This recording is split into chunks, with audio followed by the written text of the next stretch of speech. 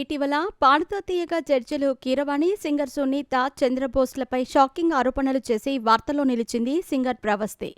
ఈ నేపథ్యంలోనే ఆమెకు సంబంధించిన ఏ వార్త బయటకు వచ్చినా ఇట్టే వైరల్ అవుతోంది. అందులో భాగంగా తాజాగా తన వెనుక ఉన్నది యాంకర్ శ్రీముఖి, సింగర్ మంగ్లీ అంటూ ఆమె కామెంట్స్ చేసిన ఓ వీడియో సోషల్ మీడియాలో తెగ వైరల్ అవుతోంది.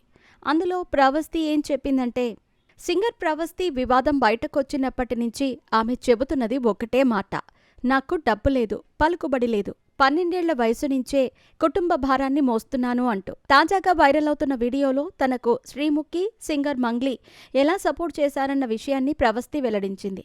అందులో ప్రవస్తి మాట్లాడుతూ, నేను మొదటి నుంచి ఎక్కడా నా పర్సనల్ విషయాలను, సమస్యలను బయట పెట్టలేదు. కానీ ఓ రోజు శ్రీముఖి అక్క నా దగ్గరికి వచ్చి, you are going through something, అదేంటో స్టేజ్ పై చెప్పు ఈరోజు అని అన్నారు. దీంతో స్టేజ్ పైనే నా బాధలను చెప్పుకున్నాను. ఇక అక్కడే ఉన్న మంగ్లీ అక్క దగ్గరకు వచ్చి, మేము నీకు సపోర్ట్ చేస్తామని చెప్పింది అంటూ పాడుతా తీయగాలో ఓ ఎపిసోడ్లో జరిగిన సంఘటనను వెల్లడించింది. వివాదంతో శ్రీముఖి, మంగ్లీలకు ఎలాంటి సంబంధం లేకపోయినా ప్రవస్తి నోటి వెంట వారిద్దరి పేర్లు రావటంతో ఇప్పుడు ఈ విషయం వైరల్ అవుతోంది.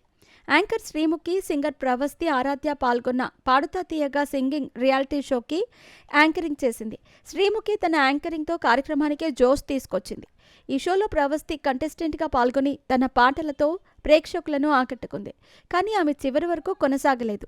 షో నుంచి ఎలిమినేట్ అయ్యాక ఆమె జడ్జిలపై చేసిన కామెంట్స్, సింగర్ ప్రవస్తి ఆరాధ్య వివాదం తెలుగు సంగీత రంగంలో సంచలనం రేకెత్తించింది.